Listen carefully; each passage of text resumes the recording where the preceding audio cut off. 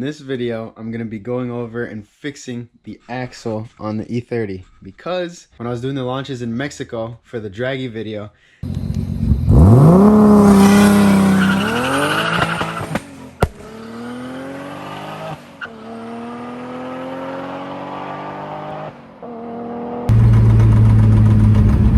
it's so bad.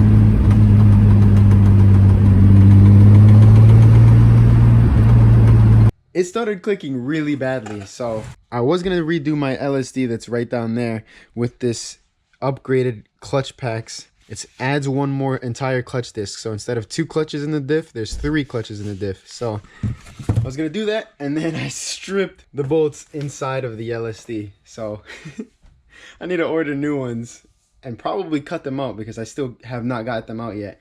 But fall foliage is going crazy right now, so I need to get this car back on the road. So I have a new axle here from FCP Euro, lifetime warranty. Look at how beautiful a brand new axle is. So I'm gonna just throw this in, replace the axle that's in it right now, so that I can start driving this thing and get some videos in the fall foliage. After I change in this axle, I want to shoot for an 11. So I'm gonna try and lower the RPM for launch control down a little bit because it's spicy right now, just so that it's the AK-47 loud shots. But if I want to try and make a good pass on the street, I cannot have launch control that high up. I just want it to make like 2-3 pounds of boost, maybe at like 3,000 RPM, something that I can get consistent results every single time. And then all I have to think about is just slipping the clutch, and that's it. Let's get this axle in real quick.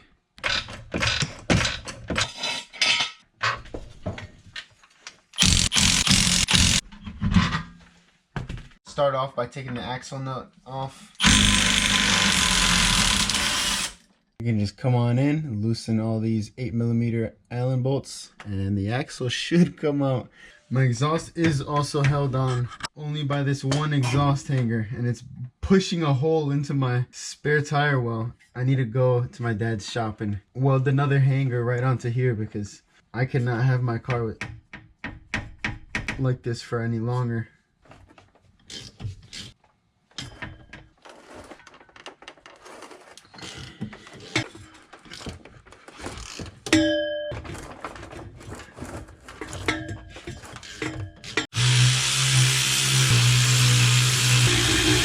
Now I just gotta hit it loose with a hammer.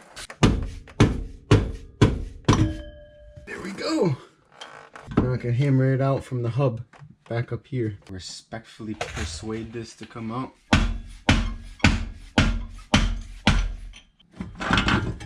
Oh yeah. That was like a 20-minute axle. Yep, so this is exactly what happened. These are just old, tired axles. I'm moving it this way. And there's that noise. The new one, I test it, nothing, obviously. Same movement there, no noise, a lot of noise. I do want to put some anti-seize on this too, just because it won't really hurt. This is a lot of anti-seize, but I don't know how else you're supposed to get an axle in if it's not just beating it on. No!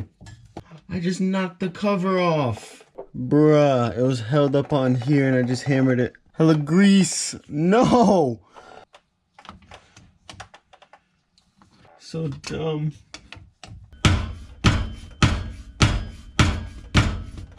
I normally hit the axle in from the back over there, but I always felt like that was really wrong. And I seen a video of some guy hitting on here, so I'm gonna try hitting on here and hope that nothing gets messed up, because hitting a new axle on the back over there does not feel good.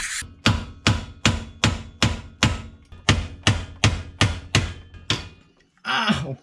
Okay, so my hub is probably really dirty, and that's why it's such a pain to hammer in. This should be going in easily into here, but it just will not go. So I'm taking this little sledge. I just completely destroyed the axle because I was hitting on this. I had to hit it so many times, and now the whole collar moves. Look, This is normally like press fitted onto the stub, but because I hit it so many times, oh my god. Damn, yo, this hurts to do, but I'm gonna have to push this axle back out. I destroyed this brand new axle. It's completely destroyed. I'm gonna take it out and I'm gonna put this second one in that I have, because this is gonna be for the other side, but I'm gonna get a lifetime, it's lifetime warranty, so I'm gonna get another one and replace this one with that one. But oh my, that is not how you install an axle. I hit this with the hammer, and that's normally what I use to drive it in, but it was not having it. So I got this like $60 kit off of Amazon. It's a axle puller. This piece right here sits against the hub, and this part threads into the axle, kind of like so. And then you just tighten this right here, and then it'll press, hopefully press this axle into the hub, because this has been so long. I just want to drive this car. I'm begging for it to work.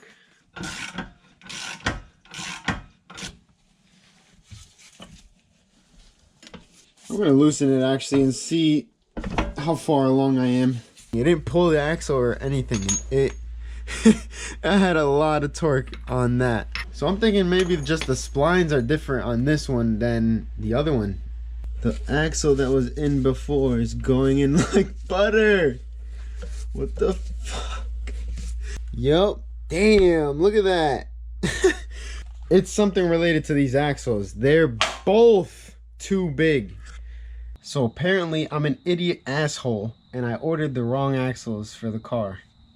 I didn't know there was a difference between ETA axles and I axles. So I ordered axles for 325E, which is what this car is. The original car is the 325E. But I have the whole rear assembly out of a 325i. So apparently there's a difference. This old axle slides in like butter, and the E axle only slides in like 1/4 of an inch. So, and then I ordered 2 new ones. They're $60 more each, and they're back ordered with no ETA. So I ordered them, and then and then they got back ordered. So I have to put this old axle in after all that 8 days dealing with this axle just to put the stock one back in.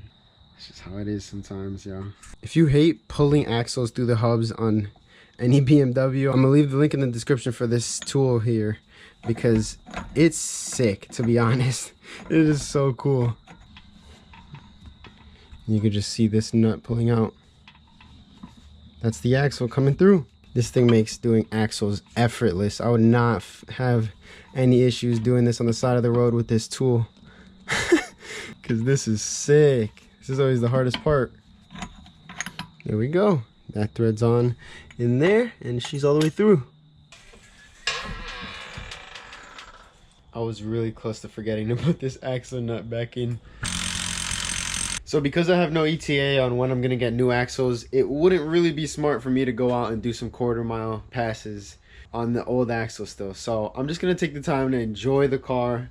I'm going to get some video for you guys. I'm going to put a camera on the back bumper in this video so you guys get to hear and see the exhaust. I'm very excited for that. Let's do that right now.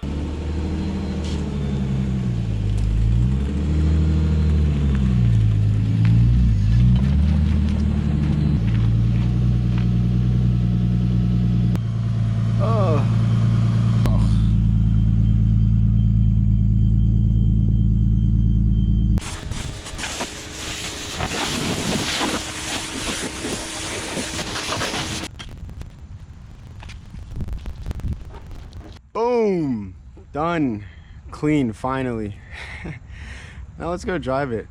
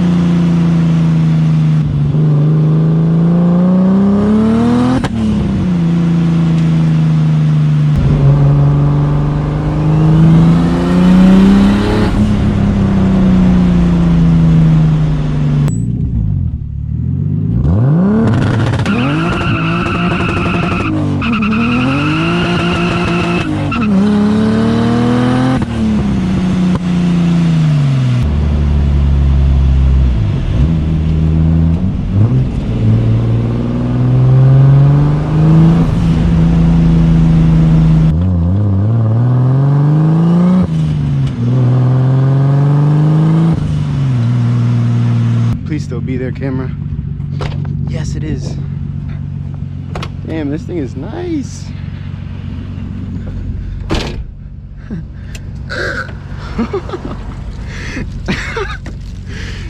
That horn, I didn't know that was an actual horn that cars use.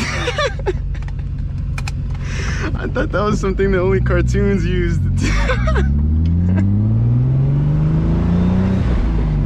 That's so cool.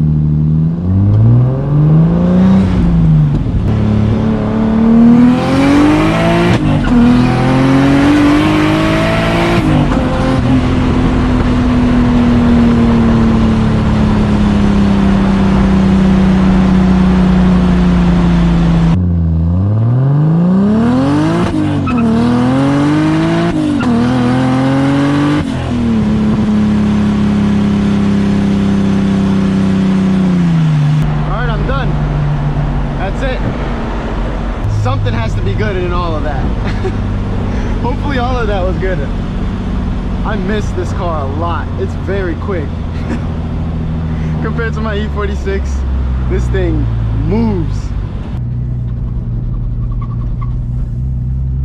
I don't want to do this one for too long. Ooh, it's already so hot in here.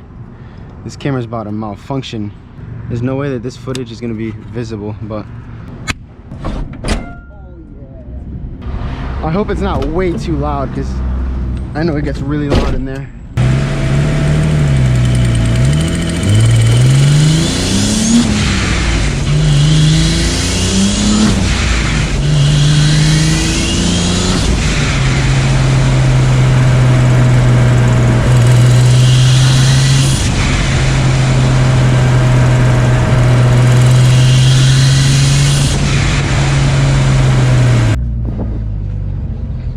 Feels really tight with this Z3 non-M steering rack.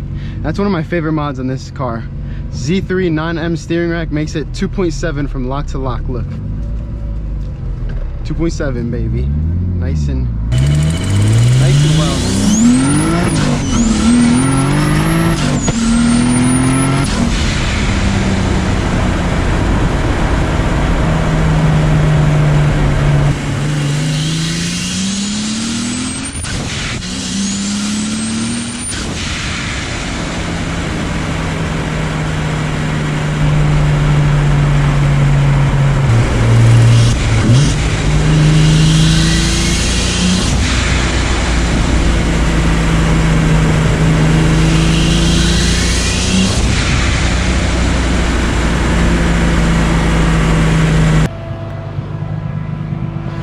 It's alive. Ooh, it's hot though. Ooh. I'm coming back home with 2 cameras. I didn't lose one. So yeah, I really hope you guys enjoyed the sound in that last little bit of video, because I was listening to it with headphones on full volume, and it was like the most mind-blowing. Like, it almost sounded kind of 8D-ish, where like you can hear the sound going around in your head, because I had the mic from both cameras on. I just made sure to perfectly sync them, so you can hear a little bit of the turbo noises from the front, and then a lot of exhaust on the back. So it was like crazy to hear. So I'm really curious to see what you guys think. Do you prefer it with both microphones on the clips where you can see the exhaust?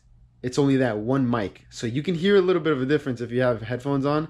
Let me know what you guys prefer. I like both of them, but I know that it might be crazy on different speaker setups. So I'm really curious to see what you guys think. But yeah, I hope you guys enjoy this video. Let me know if you want to see more of that dual camera action. I really appreciate you guys.